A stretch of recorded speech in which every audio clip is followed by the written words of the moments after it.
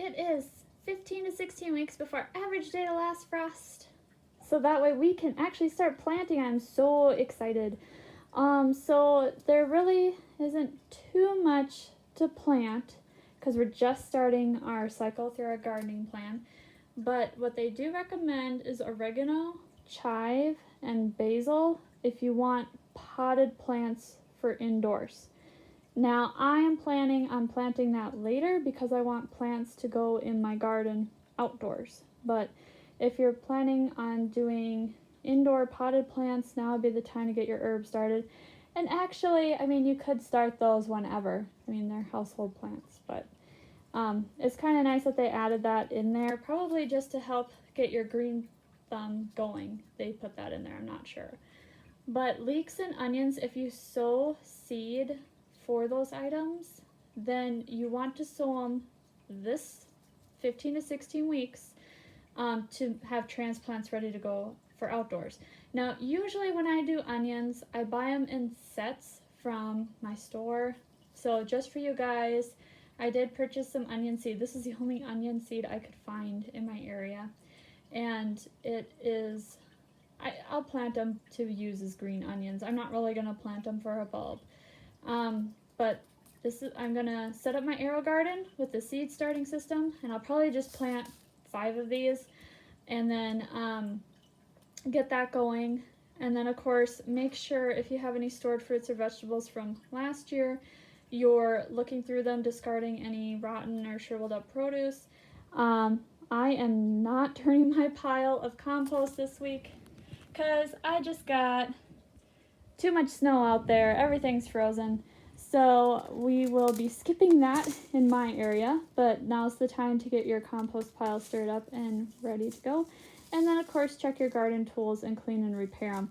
They've had that now for a few weeks in this book, just so that way you have everything ready to go when we're getting outdoors into the garden. And then of course I go through some tips on how to start seeds. Popsicle sticks are what I use to mark which seedlings I have started in the pots, so I always recommend that. And then I just take the popsicle stick and stick it out in the garden next to the plants when I transplant them, especially when you have different varieties of the same plant like tomatoes or peppers. It's good to keep track of that. And then of course they show you going sharpening like the garden hoe with a file, basic maintenance of your compost pile and so forth there. And then of course we are going to start talking about soil pH.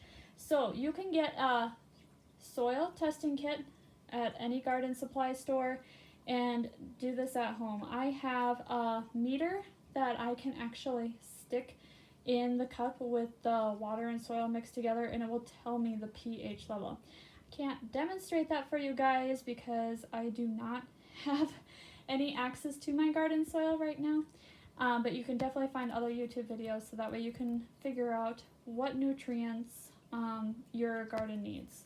So that's also in the planning stage too, is that once you get your soil pH level, you can buy the correct fertilizer for your garden as you get to the garden supplies.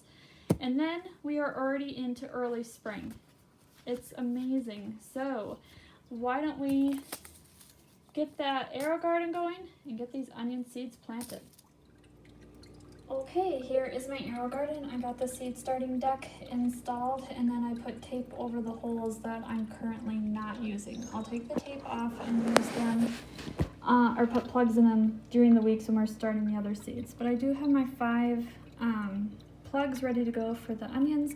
I'm only putting 1 seed in each plug, and that's because I just figure if they don't germinate, I'll just, in a couple days, I'll drop another one in there.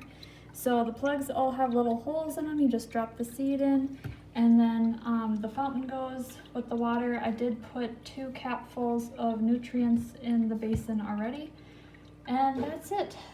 So in week 14, we'll be coming back and adding a few more rows of various seeds to start off our garden.